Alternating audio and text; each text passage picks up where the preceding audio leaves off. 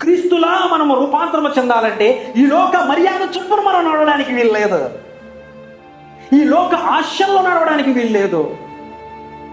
ఆయన చిత్తం ఏదో, ఆయనకి అనుకూలం ఏదో, ఆయన మాట ఏదో, ఆయన హృదయం ఏదో, ఆయన తలంపు ఏదో, దాని ప్రకారం నీ హృదయము రూపాంతరము చెందాలి అంటున్నాడు. Amen hallelujah. మొదట నీవు రూపాంతరము చెందాలి. ఎలా అనంటే నీ హృదయాన్ని రూపాంతరము చెందించుకుంటే నీవు ఒకరోజు ఆయన వచ్చినప్పుడు రూపాంతరము చెందుతావు. Amen hallelujah. ఇది ఒక ప్రాక్టీస్. నీ హృదయం రూపాంతరము చెందనప్పుడు ఆయన వచ్చినప్పుడు నువ్వెలా రూపాంతరం చెందుతావు?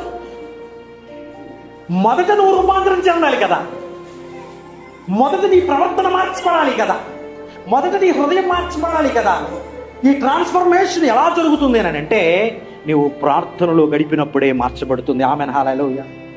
నువ్వు ఒకడి మీద కోపముతో ఆవేశముతో ఉన్నప్పుడు నువ్వు అతని గురించి ప్రార్థన చేయాలన్నా, అతను నువ్వు క్షమించాలన్నా, నువ్వు మోకరించి ప్రార్థించినప్పుడే నీ హృదయము మార్చబడుతుంది. Amen hallelujah.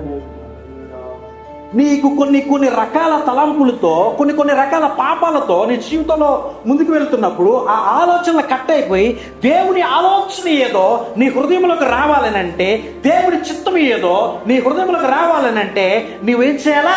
మోకరించి ప్రార్థించాలా. Amen hallelujah. యేసు ప్రభు అన్నారయ్యా, ఈ గిన్ని తీసేస్తావా, వేరేలాగా ఏమన్నా ఉందా అన్నాడు.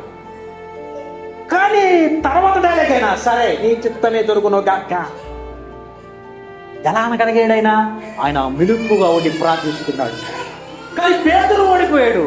పేతురు ఎందుకు ఓడిపోయాడు? మెలుకుగా ఉండి ప్రార్థించలేదంట. Amen hallelujah. మీరు శరీర శోధనలో పడిపోకుండా ఉండాలి అంటే ఏం చేయాలి? మీరు మెలుకుగా ఉండి ప్రార్థించాలి. Amen hallelujah. మరి ఎన్ని రోజులుగా మీరు మెలుకుగా ఉండి ప్రార్థిస్తున్నారు? ఈరోజు మనం పాపంలో పడిపోవడానికి, ఈరోజు దుర్నీతిలోకి వెళ్ళిపోవడానికి, లోకంలో కలిసిపోవడానికి కారణం మనం ప్రార్థించకపోవడమే కదా. దేవుడి నుంచి పొందుకోకపోవడానికి కారణం ప్రార్థించకపోవడమే కదా. మన జీవితంలో జయ జీవితం లేకపోవడానికి కారణం ప్రార్థించకపోవడమే కదా.